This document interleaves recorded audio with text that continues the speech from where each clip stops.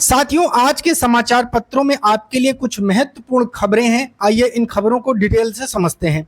सबसे पहले सबसे बड़ी खुशखबरी है टीजीटी पीजीटी अभ्यर्थियों के लिए। टीजीटी भर्ती में हिंदी बालक वर्ग के सर्वाधिक 2539 पद देखने को मिलने वाले हैं। साथियों, ये बहुत बड़ी न्यूज है। 20 विषयों की 17,740 रिक्तियों का भेजा गया ऑनलाइन विवरण। आइए इसको डिटेल में हम लोग समझते हैं। यहाँ बात कही गई है कि सबसे ज्यादा 2539 पद हैं आपके हिंदी वर्ग में। ठीक है, उसके बाद यहाँ कुछ और पदों का विवरण दिया गया है।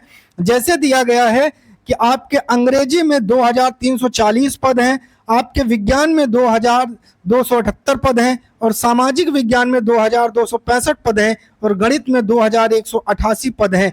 बाकी अन्य विषयों में भी छोटे मोटे पद हैं और सभी का विवरण नहीं दिया गया है। अभी सिर्फ जिसमें सबसे ज्यादा पद शामिल है उन्हीं का विवरण आपके सामने आया है। ठीक है, चलते हैं अगले खबर की ओर।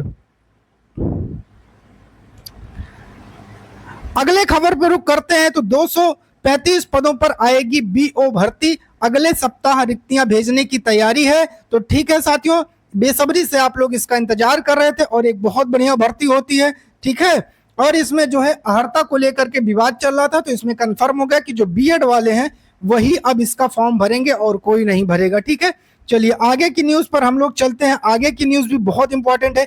टीजीटी अंग्रेजी में 42 और अभ्यर्थी कराएंगे काउंसलिंग।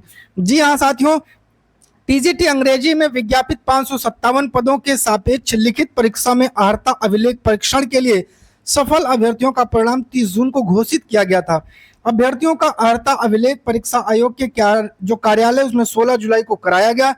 अंतिम उत्तर कुंजी के खिलाफ हाईकोर्ट में योजित याचिका संख्या इतना के क्रम में विषय विशेषज्ञों के परामर्श एवं आयोग के निर्णय के अनुसार 42 और अभ्यर्थियों की अर्हता अभिलेख परीक्षण 10 अगस्त को कराया जाएगा और इन अभ्यर्थियों को अनुक्रमांक सूची वेबसाइट पर प्रदर्शित है।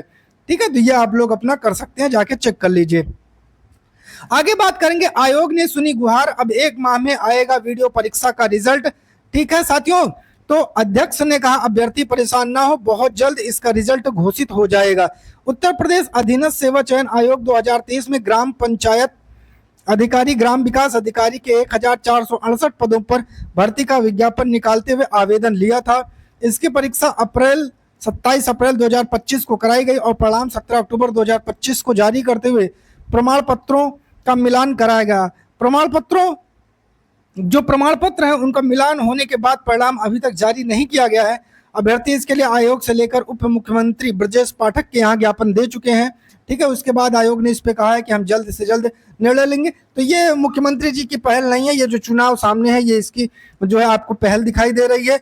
बात करते हैं, नरेंद्र मोदी जी इस समय इंस्टाग्राम पे सबसे ज्यादा एक्टिव हो गए हैं। हमारे मोदी जी इस समय इंस्टाग्राम पे खूब धकाधक रील बना रहे हैं। पेपर लीक माफिया को बख्शेंगे नहीं, मोदी ने ये कहा है। उन्होंने कहा कि अपने वीडियो में पेपर लीक की समस्या से निपटने के लिए जो आपकी शिक्षा पद्धति है उसमें सुधार अनिवार्य होना चाहिए। ठीक है, तो उसके बाद ये जो है आपको फास्ट ट्रैक कोर्ट बनाने की बात कही गई है।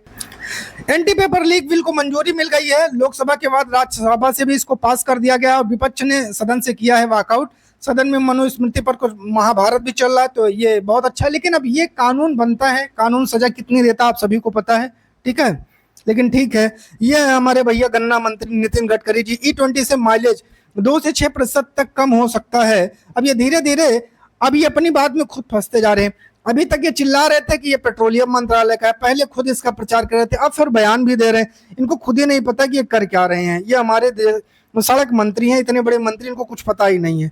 चलिए आगे की खबर पे चलते हैं। तो ये हमारे देश के सबसे अमीर और सबसे गरीब मुख्यमंत्री, देख लीजिए, बस ये टेम्परेरी है, किसके पास कितना पैसा होगा ये आप लोग भी जानते हैं। ठीक है, एक फॉर्मेलिटी है। और ये है आपके कुछ अगस्त में होने वाले बहुत धूम मचाने वाले त्योहार हैं, जिसमें आपका संकट चतुर्थी है, एकादशी है, प्रदोष है, शिवरात्रि है, अमावस्या है, हड़ताल तीज है, नागपंचमी है, पुत्रदा एकादशी है।